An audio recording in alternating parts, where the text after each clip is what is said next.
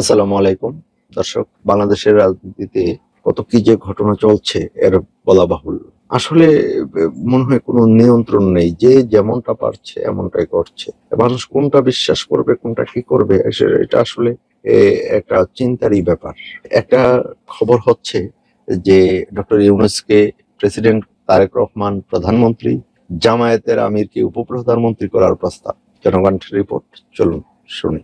রাজধানী জাতীয় প্রেস ক্লাবে জাতীয় ঐক্য সংহতি পরিষদের আয়োজনে বাংলাদেশে কাঙ্ক্ষিত আগামীর জাতীয় সরকারের রূপরেখা বিষয়ে নাগরিক ভাবনা ও মত বিনিময় সভা অনুষ্ঠিত হয়েছে। সভায় বিএনপির ভারপ্রাপ্ত চেয়ারম্যান তারেক রহমানকে প্রধানমন্ত্রী, জামায়াতের আমির ডাক্তার শফিকুর রহমানকে উপপ্রধানমন্ত্রী করে জাতীয় সরকার গঠনের প্রস্তাব উপস্থাপন করা হয়। এছাড়া ডক্টর মোহাম্মদ ইউনূসকে রাষ্ট্রপতি এবং ডক্টর বদিউল আলম মজুমদারকে উপরাষ্ট্রপতি করার প্রস্তাব রয়েছে। প্রস্তাবিত জাতীয় সরকারের কাঠামো অনুযায়ী প্রতিমন্ত্রী ও উপমন্ত্রী পদে আসবেন বিভিন্ন দল ও ব্যক্তিরা। বিএনপির 25%, জামায়াতের 20%, এনসিপির 15%, ইসলামী আন্দোলনের 5%, বিশেষ গুরুত্বপূর্ণ ব্যক্তিদের 10% এবং বাকি দলগুলো থেকে 25% প্রতিনিধির অংশগ্রহণ থাকবে।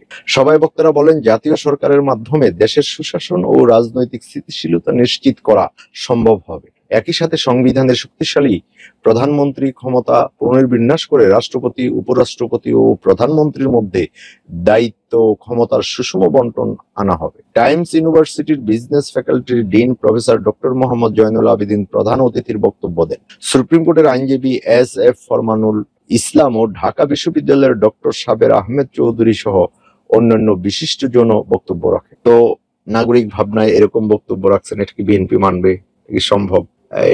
এরকম আসলেই এখন একটা সময় গেছে, বিগত 16 বছর একটা সময় গেছে বাংলাদেশের মানুষ মন খুলে কথা বলতে পারতো না। আচ্ছা, এখন তো বলতে পারি। তো বলার মধ্যেও কিন্তু একটা সীমা থাকা দরকার আমি মনে করি। আমি এই ব্যাপারে না, আমি আরো বিস্তারিত আরো বিভিন্ন ব্যাপারে আমি বলতে চাই যে একটা সীমা থাকা উচিত। হ্যাঁ, সীমা অতিক্রম করা কারোর জন্যই ভালো না। তো আর এরকম যদি যেই প্রস্তাবটা যে ডক্টর ইউনূস প্রেসিডেন্ট, বদিউল আলম মজুমদার উপরাষ্ট্রপতি এবং তারেক রহমান প্রধানমন্ত্রী, জামায়াতের আমির উপপ্রধানমন্ত্রী, এরকম ভাবে যদি সবাই মেনে নেয় তাহলে খারাপ কিছু না, হতেই পারে আমাদের দেশের জন্য।